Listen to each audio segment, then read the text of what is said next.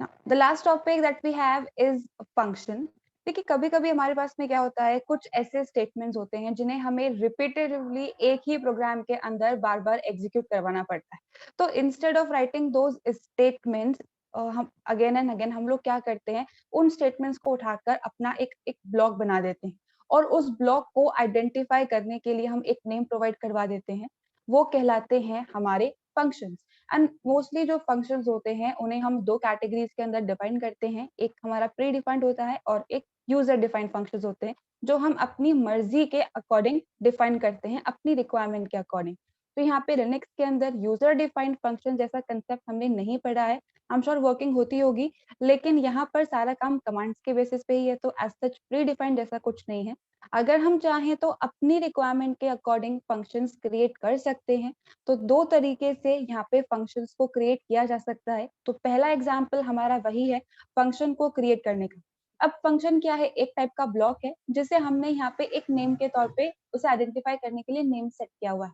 अब ये जो फंक्शंस है ये तब तक एग्जीक्यूशन में नहीं आते हैं जब तक हम उन्हें कॉल नहीं कर लेते। तो एक बार बस हमें इन्हें बना के रख देना है और अपनी रिक्वायरमेंट के अकॉर्डिंग जितनी बार हमें इन सेट ऑफ स्टेटमेंट्स को एग्जीक्यूट करवाना है, हम बार बार उनकी हेल्प, नेम की हेल्प से इस फंक्शन को कॉल करवा सकते हैं। तो यहाँ पे दोनों मेथड्स फंक्शन को क्रिएट करने के मैंने इस एग्जाम्पल के अंदर मेंशन कर दिए हैं। Now as you all know, सबसे पहले हम हमेशा क्लियर कमांड ही मेंशन करते हैं। अब यहाँ पे मैंने सिंपली एक मैसेज क्रिएट किया है जो यहाँ पे मैसेज को डिस्प्ले करने का काम कर रहा है। तो सबसे पहला जो मेरा फंक्शन है उसका नाम है मैसेज। तो कोई भी फंक्शन आपको क्रिएट करना हो उसका नाम आपको यहाँ पे लिखना है, followed by a set of parenthesis, और उसके बाद कर्ली ब्रेसेस के अंदर हमें यहाँ पे अपने सारे स्टेटमेंट्स मेंशन करने हैं। तो इस फंक्शन के अंदर मुझे सिर्फ एक मैसेज के तौर पे डेटा प्रिंट करवाना है यूजर को। तो मैंने लिख दिया है echo that is function calling. ये है मेरा पहला फंक्शन, द पहला method to create a function. Now second जो हमारा मेथड है उसमें हम फंक्शन कीवर्ड की हेल्प से काम करवाते हैं। तो सबसे पहले हमें फंक्शन कीवर्ड लिखना है, उसके बाद हमारे फंक्शन का नाम followed by set of parenthesis और कर्ली ब्रेसेस के अंदर जो स्टेटमेंट्स हमें एग्जीक्यूट करवाने हैं वो स्टेटमेंट्स। तो यहाँ पे इको कमांड की हेल्प से मैंने सिंपली एक मैसेज लिखा है that is closing the program. अब यहाँ पे मान लीजिए मुझे इस फंक्शन कॉलिंग को 10 टाइम्स प्रिंट करवाना हो, तो 10 टाइम्स इको स्टेटमेंट लिखने के बजाय या 10 टाइम्स फंक्शन कॉलिंग लिखने के बजाय हम क्या कर सकते हैं, सिर्फ इस मैसेज फंक्शन को बार बार कॉल करवा सकते हैं with the help of its name. अब यूजुअली बाकी सारे लैंग्वेजेस के अंदर क्या होता है, किसी भी तरीके के फंक्शन को अगर हमें कॉल करना हो तो उसका नाम और पैरेंथेसिस हमें यहाँ पे मेंशन करने होते हैं, लेकिन यहाँ पे किसी भी तरीके के पैरेंथेसिस फंक्शन को कॉल करवाते टाइम आपको मेंशन नहीं करनी है, सिर्फ उसका नाम यहाँ पे डायरेक्टली आता है। तो यहाँ पे मैंने डायरेक्टली लिख दिया है मैसेज और नेक्स्ट लाइन के अंदर मैंने लिख दिया है क्विट। तो सबसे पहले हमारा मैसेज फंक्शन कॉल होगा, यानी कि कर्सर आ जाएगा हमारा यहाँ पे और जितने भी स्टेटमेंट्स होंगे वो सारे एग्जीक्यूट हो जाएंगे। सारे स्टेटमेंट एग्जीक्यूट करने के बाद मैसेज वाला पार्ट कंप्लीट हो चुका है, तो हम फिर से इधर आ जाएंगे, that is the quit function. फिर से हमारा कर्सर इधर पहुंच जाएगा और जितने भी स्टेटमेंट्स है यहाँ पे वो सारे एग्जीक्यूट हो जाएंगे। तो कुछ इसी तरीके से हम यहाँ पे फंक्शंस को क्रिएट करते हैं। एक बार इसका एग्जीक्यूशन देख लेते हैं। वैसे तो बहुत ही सिंपल सा प्रोग्राम है हमारा। दो मैसेजेस हमारी स्क्रीन पर आने वाले हैं। सबसे पहला फंक्शन कॉलिंग, क्योंकि पहले मैंने मैसेज फंक्शन को कॉल किया है और उसके बाद मैंने क्विट फंक्शन को कॉल किया है, तो क्लोजिंग द प्रोग्राम। तो these are the two methods to create a function. अब इस प्रोग्राम के अंदर किसी को कुछ भी कंफ्यूजन, एक second Rishiram, just a second.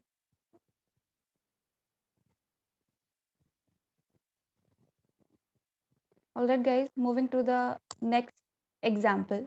अब यहाँ पे जो मेरा नेक्स्ट एग्जांपल है बहुत ही सिंपल सा है। मैंने फंक्शन क्रिएट किया है एडिशन नाम का, जिसके अंदर मैंने यूजर से दो नंबर्स का इनपुट लिया है और सिंपली उनका अरिथमेटिक एडिशन परफॉर्म करवाया है। अब यूजुअली यहाँ पे होता क्या है, हम फंक्शन के अंदर कैलकुलेशंस करवा के उसमें रिजल्ट को डिस्प्ले करवा सकते हैं, लेकिन फंक्शन से किसी भी तरीके की वैल्यू को अगर हमें ऑब्टेन करना हो, मतलब फंक्शन कुछ कैलकुलेशन कर रहा है और एक सिंगल वैल्यू जनरेट कर रहा है, तो उस सिंगल वैल्यू को हम फंक्शन से रिटर्न भी करवा सकते हैं with the help of return keyword. अब जहां से इस फंक्शन को कॉल किया गया होगा वहां पे जो वैल्यू है वो फाइनल वैल्यू है उधर रिटर्न होती है, जिसे हम किसी भी वेरिएबल के अंदर स्टोर करवा के प्रिंट करवा सकते हैं। यहाँ पे सिंटेक्स थोड़ा सा डिफरेंट होता है, लेकिन बाकी सारे लैंग्वेजेस के अंदर यही होता है। किसी प्रिंट स्टेटमेंट के अंदर या फिर किसी वेरिएबल की हेल्प से हम यहाँ पे लिखते हैं फंक्शन का नाम और उसमें कुछ पैरामीटर वगैरह पास करते हैं, वो कुछ कैलकुलेशंस परफॉर्म करता है और एक रिजल्ट, एक सिंगल वैल्यू हमें रिटर्न करने का काम करता है, जिसे किसी वेरिएबल में स्टोर करवा के प्रिंट कराते हैं या फिर डायरेक्टली प्रिंटफ स्टेटमेंट में लिखते हैं। तो दोनों केसेस में फंक्शन ने कुछ कैलकुलेशन की है और हमें एक वैल्यू जनरेट करके दी है। तो यहाँ पे जो फंक्शन मैंने क्रिएट किया है वो है एडिशन नाम का। अब जैसे कि मैंने कहा हम डायरेक्टली भी क्रिएट कर सकते हैं और फंक्शन कीवर्ड की हेल्प से भी, लेकिन मोस्ट कॉमनली हम लोग इस फर्स्ट मेथड को ही काम में लेते हैं, इसलिए मैंने सारे एग्जांपल्स में फर्स्ट मेथड को यूज करके ही फंक्शंस क्रिएट किए हैं। तो addition followed by a set of parenthesis and curly braces, echo hyphen N that is enter N integer. अब यहाँ पे सेम लाइन में ही मैसेज आए और वहीं पे मैं इनपुट प्रोवाइड करूँ, इसलिए हाइफन एन मैंने काम में लिया है।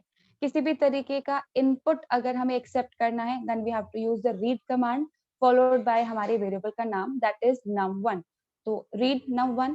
Similarly echo hyphen N enter N integer and read num2। अब इन दोनों वेरिएबल्स के अंदर यूजर ने जो भी डेटा इनपुट किया है मुझे सिंपली उनको ऐड करवाना है और एक वेरिएबल के अंदर स्टोर करवाना है। तो अरिथमेटिक ऑपरेशंस को परफॉर्म करने के लिए हम हमेशा expr कमांड को काम में लेते हैं, जो आती है बैक कोड के अंदर। तो expr $num1 प्लस $num2, इन दोनों वेरिएबल्स के अंदर जो भी वैल्यू होगी उनका एडिशन होगा और ये expr हमें एक सिंगल वैल्यू जनरेट करके देगा, जो मैंने ans नाम के वेरिएबल के अंदर स्टोर करवा दिया है।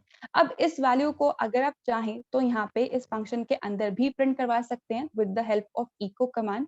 बट यहाँ पे कभी भी फंक्शंस को हम क्रिएट करते हैं तो यहाँ पे डेटा को प्रिंट करवाने के बजाय हम मोस्ट ऑफ द टाइम इससे कोई वैल्यू रिटर्न करवाते हैं। तो फंक्शन जब कोई वैल्यू हमें वापस देता है तो उसे हम रिटर्न कीवर्ड की हेल्प से वापस जहां से कॉल किया गया है उधर रिटर्न करवाते हैं। अब यहाँ पे डायरेक्टली वेरिएबल का नाम लिखा जाता है in most of the programming languages, लेकिन यहाँ पे हम वैल्यू को एक्सेस कर रहे हैं। किसी भी वेरिएबल की वैल्यू को एक्सेस करना है तो डॉलर का सिंबल हमें यहाँ पे मेंशन करना जरूरी है, तभी इसकी वैल्यू जो है वो रिटर्न होगी। तो इसलिए रिटर्न $ans जो कि हमारा वेरिएबल है। अब यहाँ पर ये फंक्शन तब एग्जीक्यूशन में आएगा जब हम इसे कॉल करेंगे। तो मैंने यहाँ पे इस फंक्शन का नाम लिख दिया है दैट इज एडिशन। अब यूजुअली ऐसा होता है कि हम फंक्शन के कॉलिंग से पहले इको लिखे या फिर हम किसी वेरिएबल का नाम लिखे जिसमें इसका रिजल्ट स्टोर हो रहा हो, लेकिन यहाँ पर ऐसा नहीं होता है। किसी भी तरीके की वैल्यू अगर फंक्शन हमें रिटर्न कर रहा है और उसे हमें गेट करना है तो फंक्शन कॉलिंग के बाद नेक्स्ट स्टेटमेंट में हम इको लिख सकते हैं या फिर किसी वेरिएबल का नाम लिख सकते हैं और फिर हमें लिखना है $क्यू। क्यू का मतलब ये है कि इस फंक्शन ने हमें कोई वैल्यू रिटर्न करी है, ठीक है। तो यहाँ पे अब हम किसी वेरिएबल को तो काम में ले नहीं रहे हैं, वेरिएबल होता तो फिर हम यहाँ पे वेरिएबल का नाम लिखते, डॉलर सपोज एक्स लिखा होता। तो यहाँ पे किसी भी तरीके की वैल्यू को ऑब्टेन अगर हमें करना है फ्रॉम द फंक्शन तो डॉलर और क्वेश्चन मार्क आता है। तो अब ये जो एडिशन फंक्शन जो भी वैल्यू हमें रिटर्न करेगा वो हमारी स्क्रीन पर एज अ आउटपुट प्रिंट हो जाएगी। तो रिटर्न के साथ में वेरिएबल का नाम, उससे पहले डॉलर का सिंबल और जो भी वैल्यू रिटर्न हुई है उसे प्रिंट करवाने के लिए dollar question mark. It indicates कि फंक्शन ने कोई वैल्यू हमें रिटर्न की है। अब इस स्टेटमेंट को हम इस फंक्शन से पहले नहीं लिखते हैं, इस सिंटेक्स को आपको ध्यान रखना है। बाकी लैंग्वेजेस में ये अलग तरीके से थोड़ा काम करता है। तो एक बारी हम इसका एग्जीक्यूशन देख लेते हैं, then we'll discuss with the question part. देखिए सबसे पहले तो ये हमसे इनपुट मांगेगा क्योंकि फंक्शन के कॉलिंग में दो नंबर्स का इनपुट हमें प्रोवाइड करना है। तो 10 और 20 मैंने प्रोवाइड किया है। अब expr जो है इन दोनों का एडिशन करेगा और ans के अंदर रिटर्न करेगा, असाइन करवाएगा और फिर ans की वैल्यू को हमने यहाँ पे रिटर्न करवाया है और एंड में 30 एज अ वैल्यू हमारे पास में प्रिंट होके आ गई है। तो वैल्यू को रिटर्न करवाना और उसे कैच करने का जो सिंटेक्स है वो कुछ इस तरीके से यहाँ पे काम करता है। अब इस एग्जाम्पल में किसी को कुछ भी कंफ्यूजन?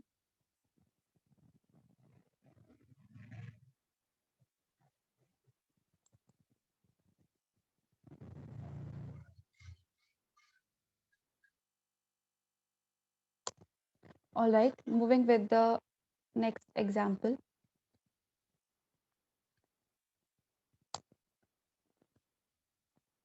नेक्स्ट जो हमारा एग्जाम्पल है बहुत ही सिंपल सा है। मैंने यहाँ पे सिंपली एक फंक्शन क्रिएट किया है वैल्यू नाम का।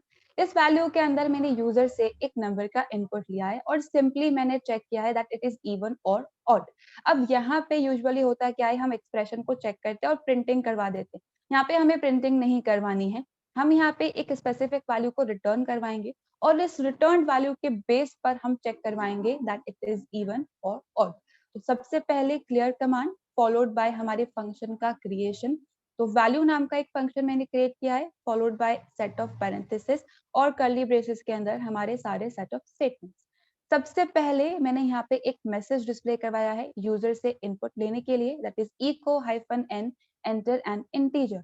अब यूजर जो भी डेटा टाइप करेगा उससे एक्सेप्ट करने के लिए we use read command followed by हमारे वेरिएबल का नाम। नाउ इफ स्क्वायर ब्रैकेट्स के अंदर हमें यहाँ पे सारी कंडीशंस मेंशन करनी है और क्योंकि यहाँ पे हम डिविजिबिलिटी चेक कर रहे हैं, मॉडुलस वाला पार्ट चेक कर रहे हैं which is an arithmetic operation, तो वो EXPR के अंदर ही आएगा। तो backquote EXPR dollar num mod by 2 backquote close. अब ये हमें एक स्पेसिफिक वैल्यू जनरेट करके देगा। लेट्स से कि यहाँ पे यूजर ने 10 इनपुट किया है, तो 10 को अगर मैं 2 से मॉडुलस करती हूँ तो रिमाइंडर यहाँ पे 0 आता है एंड 0 इज इक्वल्स टू 0। तो उस केस में हमारी कंडीशन जो है वो ट्रू हो जाएगी। देन तो मैंने यहाँ पे एक सिंगल वैल्यू दैट इज 1 को रिटर्न करवाया है। अब मान लेते हैं यहाँ पे यूजर ने 11 ऐसा वैल्यू इनपुट किया है, तो 1 तो यहाँ पे 0 के इक्वल होगा नहीं, ये कंडीशन हमारी फॉल्स है। उस केस में हम एल्स में आ जाएंगे और मैंने यहाँ पे 0 को रिटर्न करवाया है। इफ को क्लोज करने के लिए 5 और ये कर्ली ब्रेसेस हमारी फंक्शन का क्लोजिंग पार्ट। अब किसी भी तरीके के फंक्शन को कॉल करने के लिए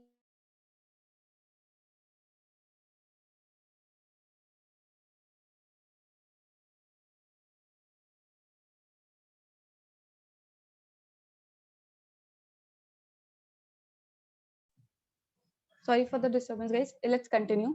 एज आई वाज सेइंग कि यहाँ पे जो भी हम नंबर इनपुट करेंगे उसके बेसिस पे यहाँ पे चेकिंग होगा कि वो इवन है या ऑड है और उसके बेसिस पे यहाँ पे 1 और 0 रिटर्न होगा। अब जब भी कोई वैल्यू रिटर्न हो रही होती है तो डॉलर क्वेश्चन मार्क की हेल्प से हम उसे वापस से कैच करते हैं।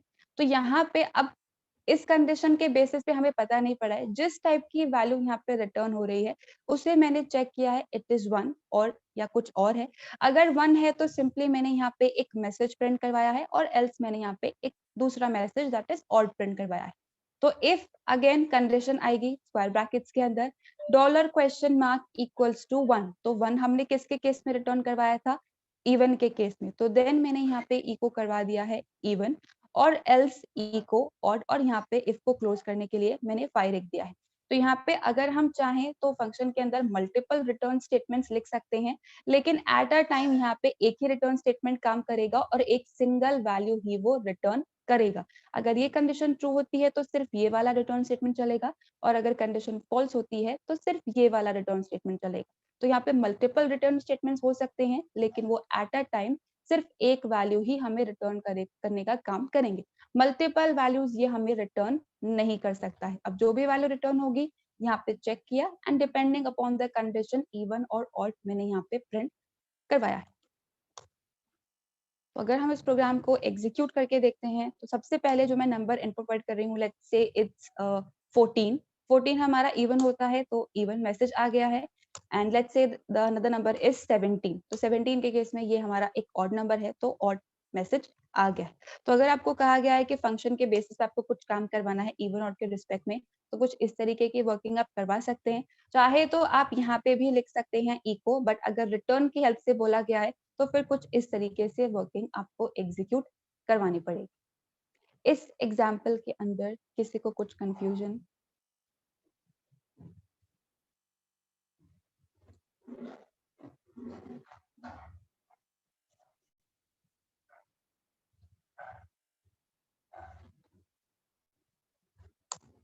All right, moving with the next example. Next जो हमारा एग्जाम्पल है, अब यहाँ पे देखिए अभी तक हमने जितने भी प्रोग्राम्स इम्प्लीमेंट किए हैं वहां पे हम हमेशा फंक्शंस के अंदर ही इनपुट ले रहे हैं। अब यहाँ पर अगर मैं बाहर इनपुट लूँ, फंक्शन के अंदर मुझे इनपुट नहीं लेना है, मैं बाहर से 2 नंबर्स का इनपुट लेना है और फंक्शंस को मुझे उन वैल्यूज को पास करना है। डिपेंडिंग अपॉन मैंने क्या वैल्यू पास की है, उसके बेसिस वो कंपैरिजन परफॉर्म करेगा और कौन सी वैल्यू मैक्सिमम है, वो मैक्सिमम वैल्यू वो मुझे रिटर्न करने का काम कर रहा है। तो सबसे पहले यहाँ पे क्लियर कमांड मैंने लिखी है, फॉलोड बाय फंक्शन का क्रिएशन दैट इज मैक्स। अब यहाँ पे पैरेंथेसिस और कर्ली ब्रेसेस के अंदर हमारे सारे स्टेटमेंट्स, लेकिन यहाँ पे इस फंक्शन को बनाने से पहले हमें 2 नंबर्स का इनपुट लेना है और वो 2 नंबर्स हमें इस फंक्शन को पास करने हैं। तो मैंने यहाँ पे सिंपल एक इको स्टेटमेंट लिखा है, echo hyphen N enter two integers. और किसी भी अगर मल्टीपल वेरिएबल्स में आपको सेम स्टेटमेंट में इनपुट लेना होता है तो हम रीड कमांड लिखते हैं और स्पेस से सेपरेटेड हमारे सारे वेरिएबल्स के नेम मेंशन कर देते हैं। तो 2 वेरिएबल्स दैट इज ए और बी मैंने यहाँ पे मेंशन किया है। जो पहली वैल्यू यूजर इनपुट करेगा वो ए के अंदर चली जाएगी और जो दूसरी वैल्यू यूजर इनपुट करेगा वो बी के अंदर चली जाएगी। अब इन दोनों वेरिएबल्स के अंदर जो भी वैल्यू है वो मुझे इस मैक्स फंक्शन को पास करनी है, उसके बेसिस पे यहाँ पे कंपैरिजन होगा। तो यहाँ पर इस मैक्स के बाद यूजुअली ऐसा होता है कि हम फंक्शन का नाम लिखते हैं, पैरेंथेसिस के अंदर हम उन वैल्यूज या उन वेरिएबल्स का नाम लिखते हैं जो वैल्यू हमें पास करनी होती है। लेकिन यहाँ पे जब भी हम किसी भी तरीके की कॉलिंग करते हैं तो किसी भी तरीके का फंक्शन कीवर्ड या पैरेंथेसिस वगैरह यहाँ पे कुछ भी नहीं आता है। सिर्फ आपको फंक्शन का नाम लिखना है और जो वैल्यूज आपको पास करनी है स्पेस से सेपरेटेड वो वैल्यूज आपको मेंशन करनी है। अब यहाँ पे जो वैल्यूज मेरे पास पे आ रही हैं वो है इन वेरिएबल्स में, और वेरिएबल की वैल्यू को एक्सेस करना हो तो डॉलर का सिंबल यहाँ पे हमें मेंशन करना होता है। तो dollar A space dollar B मैंने मेंशन कर दिया है। लेट्स अज्यूम कि ए के अंदर हमारे पास में 10 है और बी के अंदर हमारे पास में 5 है। फंक्शन की कॉलिंग होगी, 2 वैल्यूज मैंने पास की है। अब सपोजिटली अगर मैं आपको कोई चीज पास करूंगी तो आप उसे कैच ही करोगे ना, उसे गिरने थोड़ी दोगे नीचे। तो यहाँ पे भी सेम कंसेप्ट है, जो वैल्यूज हमने पास की है उसे कैच करने के लिए भी हमें कहीं ना कहीं तो उसे स्टोर करवाना ही होगा। अब यहाँ पर किसी भी तरीके का पैरेंथेसिस वगैरह कुछ भी नहीं है और यहाँ पे हम कुछ नाम मेंशन नहीं करते। यूजुअली ऐसा होता है कि जब भी किसी भी तरीके की वैल्यूज हम फंक्शन के कॉलिंग के टाइम पे पास कर रहे होते हैं तो क्रिएशन के साथ में भी यहाँ पे हमें वेरिएबल लिखने पड़ते हैं। तो जो पहली वैल्यू होती है वो पहले वेरिएबल के अंदर जाती है और जो दूसरी वैल्यू होती है वो दूसरे वेरिएबल के अंदर जाती है। लेकिन यहाँ पे ऐसा सिंटेक्स फॉलो नहीं होता है। यहाँ पे किस तरीके से वैल्यू को एक्सेप्ट करना होता है, यहाँ पे किसी भी तरीके के आप 2 वेरिएबल स्टेट कर सकते हैं, कोई भी वेरिएबल हो सकते हैं। अब यहाँ पे मैं पहली और दूसरी या मान लीजिए और भी वैल्यूज है, मुझे उन्हें अलग-अलग वेरिएबल के अंदर स्टोर करवाना है। तो हमें लिखना पड़ता है $1, $2, $3, $4 एंड सो ऑन। इसका मतलब ये है कि जो पहली वैल्यू यूजर ने कॉलिंग के साथ में मेंशन की है, वो जो कि है $A के अंदर, उसे मैंने फिर से ए नाम के वेरिएबल के अंदर असाइन करवा दिया है। $2 का सिंपली मतलब इतना सा है कि जो सेकंड वैल्यू कॉलिंग के साथ में पास की गई है उसे मैंने बी नाम के वेरिएबल के अंदर असाइन करवा दिया। अब मान लीजिए कि यहाँ पे एक और वेरिएबल होता, हम 3 में से मैक्सिमम नंबर फेच कर रहे होते तो मुझे थर्ड वैल्यू को भी स्टोर करवाना पड़ता। तो C इज इक्वल्स टू $3, कुछ इस तरीके का स्टेटमेंट आता। तो यहाँ पे अगर बाहर से वैल्यू को हमें एक्सेप्ट करना हो तो न्यूमेरिक वैल्यूज के साथ में हमें डॉलर सिंबल मेंशन करना है और अलग अलग वेरिएबल के अंदर हम उन्हें असाइन करवा के फिर वर्किंग इम्प्लीमेंट करवा सकते हैं। It represents the sequence of values. तो यहाँ पे अब दोनों में कंपैरिजन करवाना है तो रिलेशनल ऑपरेटर्स है हमारे पास में। If $A is greater than $B तो उस केस में मैंने यहाँ पे ए को रिटर्न करवाया है। अब जैसे कि मैंने कहा लेट्स अज्यूम ए के अंदर 10 है और बी के अंदर 5 है, तो इधर 10 आ गया और इधर 5 आ गया। Obviously 10 is greater than 5 condition true है, तो उस केस में मैंने यहाँ पे 10 को एज अ वैल्यू रिटर्न करवाया है। वैल्यू थोड़ी सी चेंज कर लेते हैं, लेट्स से ए के अंदर 15 है, ए के अंदर 10 है और बी के अंदर 15 है, तो यहाँ पे 10 जो है वो तो 15 से बड़ा नहीं होता है, तो उस केस में हमारी इफ वाली कंडीशन फॉल्स हो जाएगी। एल्स पार्ट में आएंगे और यहाँ पे मैंने बी की वैल्यू को रिटर्न करवाया है with the help of return statement और इफ को क्लोज करने के लिए 5 एंड फाइनली मेरा फंक्शन क्लोज। अब फंक्शन की कॉलिंग हो चुकी है, ये कोई ना कोई वैल्यू हमें रिटर्न करेगा। तो यहाँ पे मैंने सिंपली एक मैसेज दिया है with the help of echo command that is max is dollar and question mark. तो जो भी वैल्यू यहाँ पे रिटर्न होगी वो इधर आके सब्स्टिट्यूट हो जाएगी और हमारा आउटपुट जो है वो आ जाएगा। एक बारी हम इस प्रोग्राम का एग्जीक्यूशन देख लेते हैं। नाउ लेट्स सी, दो इंटीजर्स हमें इनपुट देने के लिए कहा गया है। लेट्स से 40 एंड सॉरी, मैंने थोड़ा सा एग्जीक्यूशन में गड़बड़ कर दिया है। स्पेस से सेपरेटेड मुझे यहाँ पे डेटा पास करना है क्योंकि मैंने सेम स्टेटमेंट के अंदर इनपुट लिया है। तो 40 और 12 मैं यहाँ पे इनपुट दे रही हूँ एंड 40 इज ऑब्वियसली ग्रेटर, तो मैक्स इज 40 हमारे पास में आउटपुट आया है। अगर मैं यहाँ पे कुछ और दूसरा इनपुट दे देती हूँ, सपोज 14 एंड 54, इस केस में बी हमारा ग्रेटर है, तो यहाँ पे मैक्स इज 54। तो कुछ इस तरीके से आप यहाँ पे फंक्शन की हेल्प से maximum between the two numbers calculate कर सकते हैं।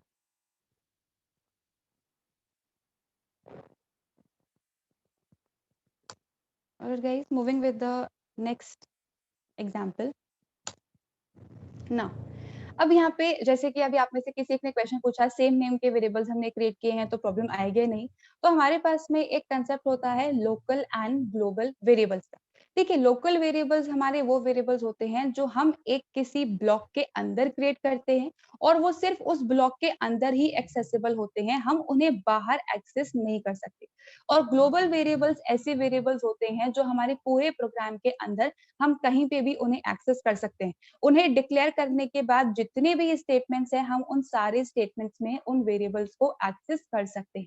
तो सारा कंसेप्ट, ये जो कंसेप्ट है हर एक प्रोग्रामिंग लैंग्वेजेस के अंदर होता है, यहाँ पे भी हमारे पास में सेम कंसेप्ट है, बस थोड़ा सा यहाँ पे डिफरेंस है। अब वो डिफरेंस क्या है, हम इस एग्जाम्पल के थ्रू समझते हैं। देखिए, यहाँ पे सबसे पहले मैंने नेम नाम का एक वेरिएबल क्रिएट किया है, जिसके अंदर मैंने जिया एज अ वैल्यू असाइन करवा दिया, यानी कि स्ट्रिंग टाइप का वेरिएबल है हमारा। और सिंपली इस वेरिएबल की वैल्यू को with the help of echo command मैंने प्रिंट करवा दिया, that is echo dollar name. तो जिया हमारी स्क्रीन पे प्रिंट हो जाएगा। उसके बाद मैंने यहाँ पे लिखा है प्रिंटिंग और आरएन, यानी कि एक फंक्शन को मैंने कॉल किया है जिसमें आरएन एज अ वैल्यू मैंने पास किया है। तो ये हमारा printing function, parenthesis curly braces के अंदर। अब यहाँ पे हमारे स्टेटमेंट, अब यहाँ पे कोई वैल्यू फंक्शन के साथ में पास की गई है, तो उसे अगर हमें फंक्शन में कैच करना है तो dollar symbol followed by a numeric value.